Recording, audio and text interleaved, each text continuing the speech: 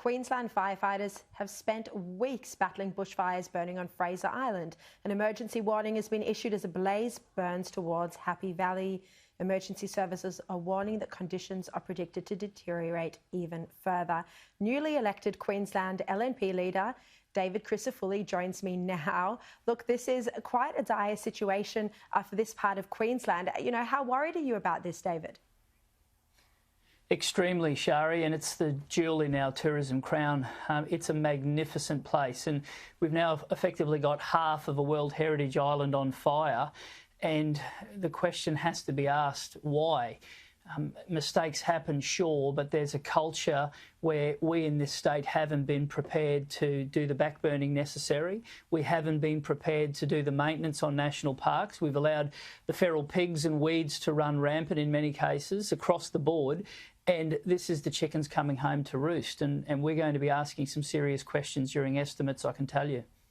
Look, it's a very similar issue to the New South Wales bushfires, and obviously, you know, backburning was and hazard reduction were quite serious issues that landowners and farmers kept raising, but they were told, you know, to stay quiet. And I had some on my show here as well. They were told to stay quiet because that wasn't the problem, that it was climate change. But of course, the report found that all of these things were factors.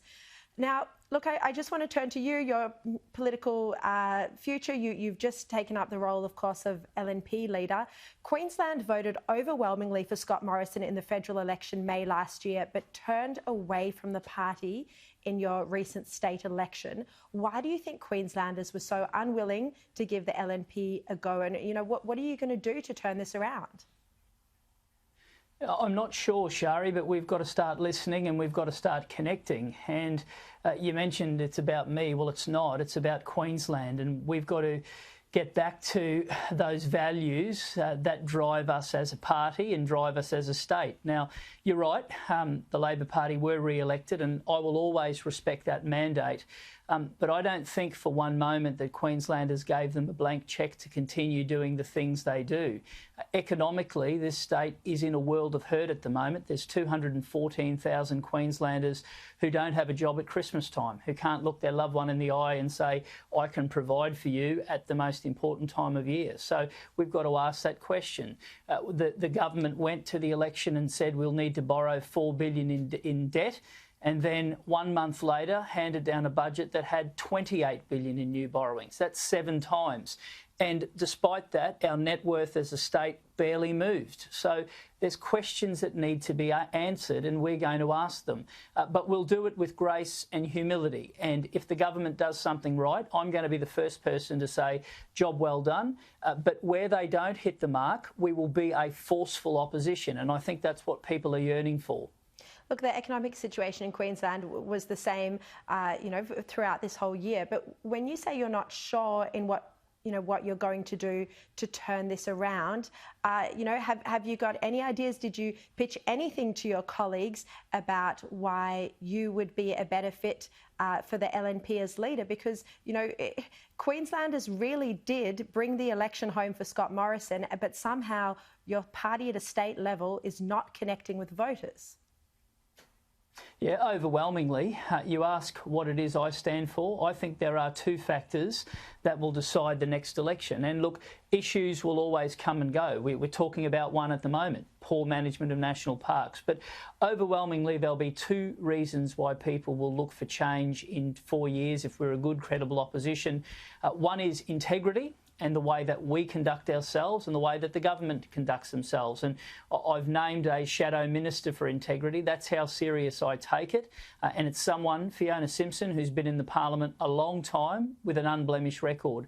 The second is the economy, and we're going to pitch ourselves as being the only credible alternative. Living within our means, spending money on the things that matter, infrastructure, bringing it forward, working with Canberra rather than spending every minute attacking them. This is going to be our style. They will be the things we take to the Queensland people. And if we conduct ourselves in that manner, I'm confident that Queenslanders will look to us, because you're right. They have no dramas voting LNP federally. In the case of Brisbane, it's the largest local government in the country, and overwhelmingly they vote for the LNP as well. So it's not as though the brand is not one that people won't be willing to attach to. we've got to give them a reason to do that. And I can assure you we'll be listening, we'll be working our tails off, and we'll get people's trust and bring about the kind of generational government this state needs. And if you look at Queensland, no state has been more blessed than ours. When it comes to agriculture, we have some of the best in the country. We have an abundance of minerals, which the mining industry can do well on the back of. Tourism is just the most amazing offering if we can get in and use those ecotourism natural assets that we have.